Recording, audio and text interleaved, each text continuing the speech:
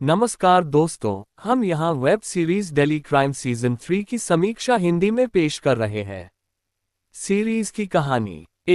Season 3 में कहानी शुरू होती है एक घायल 2 साले बच्चे के साथ और एक चौंकाने वाली सूचना से कि असम सिलचर से लड़कियां राजधानी दिल्ली लाई जा रही हैं।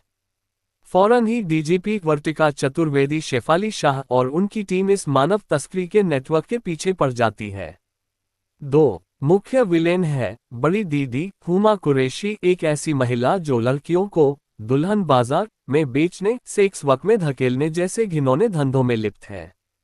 3 कहानी का विशेष पहलू यह है कि यह सिर्फ अपराध का रहस्य नहीं है, बल्कि उस सामाजिक ताने बाने को भी उजागर करती है जहां गरीबी, लिंग असंतुलन, सिस्टम की कमजोरी जैसे कारण तस्करी को पनाह देते हैं। सीरीज के मजबूत पक्ष।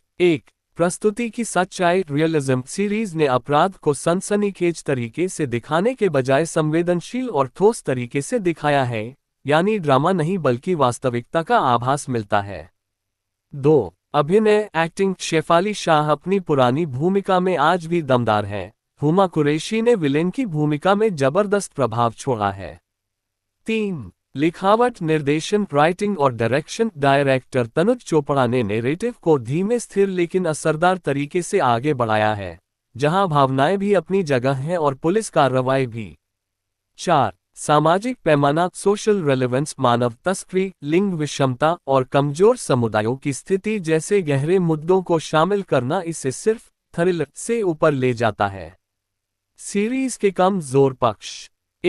पहले सत्रों से अपेक्षा का दबाव। कई समीक्षकों के अनुसार ये सीजन पिछले 2 सत्रों और सोबेनो सत्र 1 जितना चौंकाने वाला नहीं है।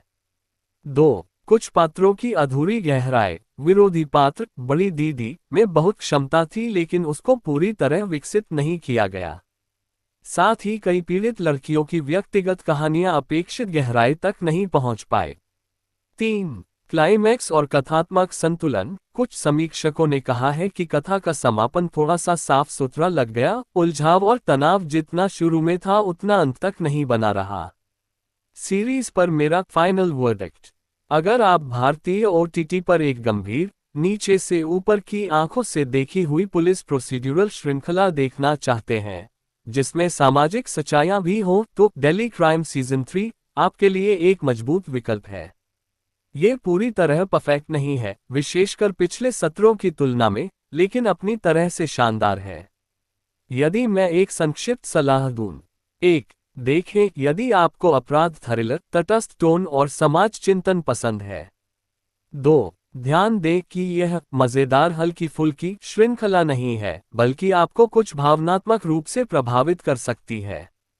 3 उम्मीद कम रखें कि यह सत्र 1 का पुनरावृत्ति होगा, इसे अपनी अलग पहचान से लेना बेहतर होगा। हम इस वेब सीरीज को 5 में से 3.5 स्टार्स देंगे। आप सभी इस वेब सीरीज को नेटफ्लिक्स पर देख सकते हैं।